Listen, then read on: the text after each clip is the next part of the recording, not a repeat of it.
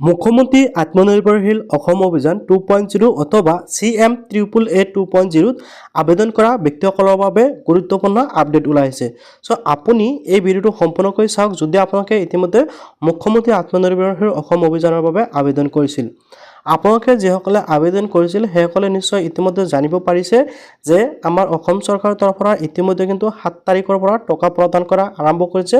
আৰু 20 তাৰিখ 22 তাৰিখলৈকে সকলো মানুহকে কিন্তু এই মুখ্যমন্ত্ৰী আত্মনিৰ্ভৰশীল অসম অভিযানৰ প্ৰথম কিস্তিৰ 1 লাখ টকা প্ৰদান কৰি সম্পূৰ্ণ কৰিব। এতিয়া যদি আপুনি এই আঁচনিৰ বাবে আবেদন কৰিছিল তেনে ক্ষেত্ৰত যেতিয়া নেকি আপোনাক চেকটো প্ৰদান কৰা হ'ব সেই সময়ত আপোনালোকে কি নথিপত্ৰ লগত লৈ যাব লাগিব, লগতে যে আপুনি আবেদন কৰিছে আপুনি এই আঁচনিৰ বাবে এলিজিবল হৈছে নে নাই বা আপুনি নিৰ্বাচিত হৈছে নাই সেই আপোনালোকে কেনেকৈ চেক কৰিব পাৰিব আৰু আপোনালোকৰ ডিস্ট্ৰিক্টত কোনটো ডেটত আপোনালোকে টকা লাভ কৰিব বা কোনখন ঠাইত যায় আপোনালোকে টকাটো গ্ৰহণ কৰিব লাগিব বা আপোনালোকে যিটো চেক প্ৰদান কৰিব সেই চেকটো আপোনালোকে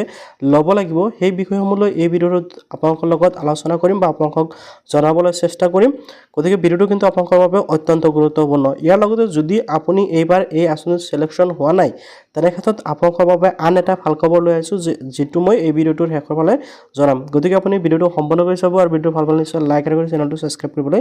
পাহৰি নাযাব আৰু ভিডিঅ'টো যদি আপুনি ফেচবুকত চাইছে তেনে ক্ষেত্ৰত পেজটো ফলো কৰি শ্বেয়াৰ এটা মাৰিবলৈ পাহৰি নাযাব। মুখ্যমন্ত্ৰী আত্মনিৰ্ভৰশীল অসম অভিযানৰ মূল উদ্দেশ্য কি সেয়া কিন্তু লৈ ইতিমধ্যে অসম চৰকাৰৰ তৰফৰ পৰা এখন জাননী বা বিজ্ঞপ্তি জাৰি কৰিছে য'ত সকলো বিষয়বস্তু উল্লেখ কৰিছে। লগতে আপুনি যদি এই আঁচনিত সিলেকশ্যন হয় তেনে ক্ষেত্ৰত আপোনালোকে কি নথিপত্ৰ লৈ যাব লাগিব সেই বিষয়ে জনাম।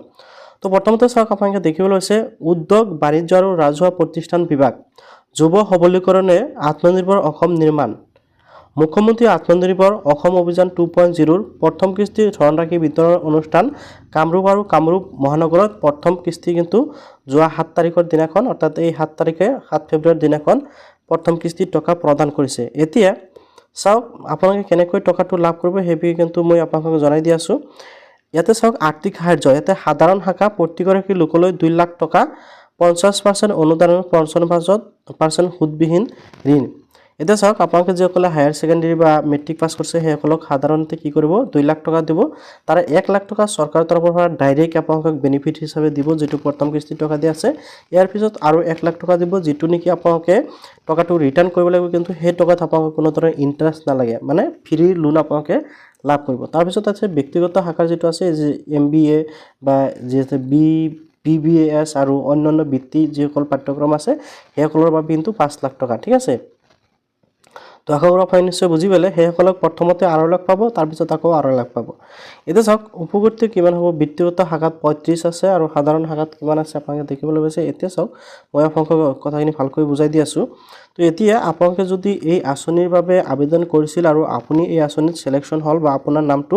অন্তৰ্ভুক্ত হৈছে তেনে ক্ষেত্ৰত আপোনালোকে এই আঁচনিৰ যেতিয়া নেকি চেকটো আপোনালোকক প্ৰদান কৰিব সেই চেকখন আপোনালোকে যেতিয়া গ্ৰহণ কৰিব বা চেকটো আনিবলৈ যাব সেই সময়ত আপোনালোকৰ কি নথিপত্ৰৰ প্ৰয়োজন হ'ব সেইটো হ'ল আটাইতকৈ গুৰুত্বপূৰ্ণ বিষয়।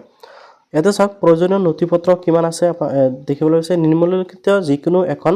মূল ফটোকপি পৰিচয় পত্ৰ আপোনালোকে লৈ যাব লাগিব, অৰ্থাৎ আপোনালোকে অৰিজিনেল ডকুমেণ্টছ লৈ যাব লাগিব। তো প্ৰথমত আছে PAN card, Aadhaar card, voter ID, passport, driving licence, ফটোৰ সৈতে ৰেচন কাৰ্ড। ইয়াৰে যিকোনো এটা ডকুমেণ্টছ আপোনালোকে ল'ব লাগিব নাম্বাৰ 1ত, অৰ্থাৎ পেন কাৰ্ড, আধাৰ কাৰ্ড বা ভোটাৰ ID এইটোতো সকলো মানুহৰ আছে। আপোনালোকে হয়তো পেন কাৰ্ড বা আধাৰ কাৰ্ড বা ভোটাৰ ID যিকোনো এটা লগত লৈ যাব, অ'কে, বা ড্ৰাইভিং লাইচেন্স। তাৰপিছত আছে চৰকাৰী স্বীকৃতিপ্ৰাপ্ত শিক্ষানুষ্ঠানৰ পৰা লাভ কৰা ঠিকনা প্ৰমাণপত্ৰ বা ফটো আপোনালোকে অথবা আপোনালোকে চৰকাৰী স্কুলত যেনেকুৱা আপোনালোকে হায়াৰ ছেকেণ্ডেৰী বা মেট্ৰিকৰ যিটো এডমিট পাইছে সেইটোত কিন্তু আপোনাৰ ঠিকনা হওক প্ৰমাণপত্ৰৰ কথা কৈছে, ঠিকনাৰ প্ৰমাণপত্ৰ আপোনালোকে ফটো সহকাৰে ল'ব লাগিব, অ'কে। তাৰপিছত গাঁও পঞ্চায়ত বা প্ৰধান বা সৰ্বপৰ্যায়ৰ কৰ্তৃপক্ষই প্ৰদান কৰা পৰিচয় প্ৰমাণপত্ৰ ফটো সহ। এতিয়া আপোনালোকে গাঁও পঞ্চায়তৰ পৰা ফটো ল'ব বিচাৰে প্ৰমাণপত্ৰ বা ল'ব লাগিব বা আপোনালোকে BCDCৰ পৰা ঠিক তেনেকৈ কৈছে। তাৰপিছত ফটোযুক্ত ডাকঘৰ বা অন্য কোনো তালিকাভুক্ত বেংকৰ বৰ্তমানৰ পাছবুক। আৰু আপোনালোকে যেতিয়া নেকি এই আঁচনিৰ বাবে আবেদন কৰিছিল আপোনালোকে সকলোৱে জানে সেই সময়ত কিন্তু আপোনালোকৰ পাছপোৰ্টৰ প্ৰয়োজন আপোনালোকৰ বেংক একাউণ্টৰ প্ৰয়োজন হৈছিল। তো আপোনালোকৰ যিটো বেংক একাউণ্ট আছে যিটো বেংক একাউণ্ট দি আপোনালোকে এপ্লাই কৰিছিল সেই বেংক একাউণ্টৰ পাছবুকখন আপোনালোকে লগত লৈ যাব, ঠিক আছে। আৰু এই ডকুমেণ্টছখিনি কিন্তু আপোনালোকে ফটো ষ্টেট প্লাছ আপোনালোকে অৰিজিনেল কপি লগত লৈ যাব, ঠিক আছে। তাৰপিছত কি হৈছে এই বিষয়টো আপোনালোকে ভালকৈ মন কৰিব। CMAAA পৰ্টেলৰ পৰা সংগ্ৰহ কৰা আবেদন পত্ৰৰ প্ৰতিলিপি আপোনালোকে যেতিয়া নেকি আবেদন কৰিছিল তাৰে যেটো এপ্লিকেশ্যন ফৰ্ম সেইটো কিন্তু আপোনালোকৰ প্ৰয়োজন হ'ব যদি আপোনালোকৰ সেইখন হাতত নাই তেনেক্ষেত্ৰত কিন্তু আপোনালোকে এতিয়াও ডাউনলোডিং কৰিব পাৰিব কেনেকৈ ডাউনলোডিং কৰিব সেয়া মই দেখুৱাই আছোঁ এইখিনিতে আপোনালোকৰ বাবে আৰু এটা সুখবৰ ধৰি লওক আপুনি চৰকাৰী আঁচনিৰ বাবে আবেদন কৰি চৰকাৰী আঁচনিসমূহ নাপালে বা আপুনি চৰকাৰী আঁচনিৰ বাবে যোগ্য নহয় তেনেক্ষেত্ৰত আপোনালোকৰ বাবে এটা সোণালী সুযোগ ওলাই আছে সেয়া আপোনালোকে ঘৰত বহি কিন্তু প্ৰতিদিনে 1000 পৰা 2000 টকা ইজিলি ইনকাম কৰিব পাৰিব ঘৰত বহি কিন্তু আপোনালোকৰ হাতত থকা মোবাইলটো ব্যৱহাৰ কৰি 1 টকাও ইনভেষ্ট নকৰাকৈ সম্পূৰ্ণ ফ্ৰীতে আপোনালোকে কি কৰিব পাৰিব এতিয়া ঘৰত বহি প্ৰত্যেক মাহতে 30 পৰা 40000 টকা ইজিলি ইনকাম কৰিব পাৰিব মই আপোনালোকক 100% গ্যাৰান্টি দিছো এতিয়া বহুত অংককে বিশ্বাস নকৰিব বহুত অংকে মিছা বুলি ভাবিব কিন্তু যিসকলে কাম কৰি আছে যিসকলে ইনকাম কৰি আছে সেইসকলে জানে ইতিমধ্যে বহুত অংক মানুহ ইয়াৰ পৰা টকা উপাৰ্জন কৰিলে তো প্ৰথমতে আপোনালোকে কি কৰিব লাগিব এই বিষয়টো মই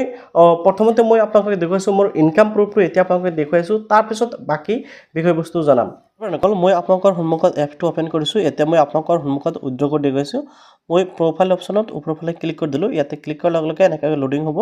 এটা সব ওয়ালেট ব্যালেন্স যেটো অপচন আছে ইয়াতে টিক লগাই দিয়াৰ লগে লগে আপোনাৰ কিমান টকা ব্যালেন্স জমা হৈছে হেতু ইয়াতে শো কৰিব মোৰ ইয়াতে 44000 টকা 44050 টকা জমা হৈছে ঠিক আছে এতিয়া জাস্ট মই উইথড্ৰ কৰাৰ বাবে যেটো উইথড্ৰ মানি অপচন আছে ইয়াতে ক্লিক কৰিব লাগিব ফাৰ্স্ট টাইম আপোনালোকে যেতিয়া উইথড্ৰ কৰিব তেতিয়া কিন্তু আপোনালোকৰ বেংক ডিটেইলছ দিব লাগিব মোৰ কিন্তু অলৰেডি ইয়াতে বেংক ডিটেইলছ দিয়া আছে মই জাস্ট ইয়াতে কি কৰিম উইথড্ৰ কৰিম আৰু উইথড্ৰ কৰাৰ বাবে তলত যেটো অপচন আছে উইথড্ৰ মই উইথড্ৰ অপচনত ক্লিক কৰি দিম ইয়াতে এমাউন্টটো বহাব লাগিব যে আপোনালোকে কিমান টকা উইথড্ৰ কৰিব বিচাৰে মই কিন্তু ইয়াতে এমাউন্টটো বহাই দিছো মোৰ যেটো 44050 টকা আছে মই এইখিনি গুটেইখিনি উইথড্ৰ কৰিম মই 44050 টকা ইয়াতে এন্টাৰ কৰি দিছো এতিয়া জাস্ট মই কি কৰিম উইথড্ৰ অপচনত ক্লিক কৰি দিম উইথড্ৰ অপচনত ক্লিক কৰাৰ লগে লগে মোৰ কিন্তু উইথড্ৰটো লাগি গল ঠিক আছে মই জাস্ট অলপ ওয়েট কৰিব লাগিব মই ট্ৰানজেকচন অপচনত ক্লিক কৰি দেখুৱাই আছো এটা সাক উইথড্ৰ সাকসেসফুলি সাবমিট হৈ গৈছে withdraw request submit successfully withdraw will be processed within 10 business অৰ্থাৎ 10 দিনৰ ভিতৰত মোৰ টকাখিনি মোৰ বেংক একাউণ্টত আহি যাব এতিয়া সক আপোনালোকে দেখিবলৈ আছে আৰু কিমান দিনৰ টকাটো একাউণ্টত আব হেও কিন্তু শো কৰিছে অৰ্থাৎ 16 ফেব্ৰুৱাৰীৰ ভিতৰত মোৰ একাউণ্টত টকাটো আহি যাব ওকে তো এনেকৈ আপোনালোকে ইজিলি দেখিবলৈ পাইছে আৰু ইয়াৰ পৰা কিন্তু মোৰ ব্যালেন্সৰ পৰা টকাখিনি কাট খাই গৈছে আপোনালোকে নিশ্চয় মোৰ ইনকাম প্ৰুফটো দেখা পালে মই টোটাল 44000 টকা কিন্তু এক মাহৰ সময় লাগা নাই মই ইনকাম কৰিছো এতিয়া আপুনিও যদি ভাবে ইয়াৰ পৰা আপোনালোকে ইনকাম কৰিব তেনে ক্ষেত্ৰত আপোনালোকে ইয়াতে কেনেকৈ ৰেজিষ্ট্ৰেচন কৰিব আৰু কেনেকৈ ইয়াৰ পৰা আপোনালোকে ইনকাম কৰিব সেই বিষয়লৈ ইতিমধ্যে মই এটা ভিডিও বনাই ৰাখিছো আৰু সেই ভিডিও লিংক মই এই ভিডিওৰ ডেসক্ৰিপচনত দি ৰাখিম আপোনালোকে তাৰ পৰা ভিডিওটো চাই কিন্তু অতি সহজতে ইনকাম কৰা আৰম্ভ কৰিব পাৰিব এতিয়া বলক মূল বিষয়বস্তুলৈ আগবাঢ়িছো এতিয়া চাওক ফ্ৰেণ্ডসকল আপোনালোকে যিখনকে পোৰ্টেলিপি বা এপ্লিকেশ্যন ফৰ্ম সেইখন আপোনালোকে ডাউনলোডিং কৰাৰ বাবে এই আত্মনিৰ্ভৰ অসম অভিযানৰ পোৰ্টেললৈ আহিব আৰু পিছত আপোনালোকে লগইন অপচনত ক্লিক কৰি দিয়ক লগইন অপচনত ক্লিক কৰি আপোনালোকে আইডি আৰু পাছৱৰ্ড দি লগইন কৰিব মই অলৰেডি লগইন কৰি ৰাখিছো যাৰ বাবে ডাইৰেক্ট লগইন হৈ গল লগইন হৈ অহাৰ পিছত আপোনালোকে এই যেটো আপোনালোকে দেখিবলৈ এপ্লিকেশ্যন ৰেফাৰেন্স নাম্বাৰ এটো কিন্তু আপোনালোকে কি কৰিব লাগিব মানে প্ৰিন্ট আউট কৰি লব ইয়াতে মই ক্লিক কৰিলো উদাহৰণ হিচাপে ক্লিক কৰাৰ লগে লগে এনেকৈ আপোনালোকৰ এপ্লিকেশ্যন ফৰ্মটো আহি যাব আপোনালোকে এটো প্ৰিন্ট আউট কৰি লগত লৈ যাব লাগিব আশা কৰিছো আপুনি নিশ্চয় বুজি পালে ইয়াৰ উপৰিও আপোনালোকে সিলেক্ট হৈছে নাই হেয়া কিন্তু আপোনালোকে চেক কৰিব পাৰিব এই যেটো অপচন আছে এটা এই অপচনটোত ক্লিক কৰি কিন্তু ইয়াৰ পৰা সকলো ডিটেইলছ স্টেপ বাই স্টেপ আহি যায় আপোনালোকৰ কিমান তাৰিখে কি হৈছে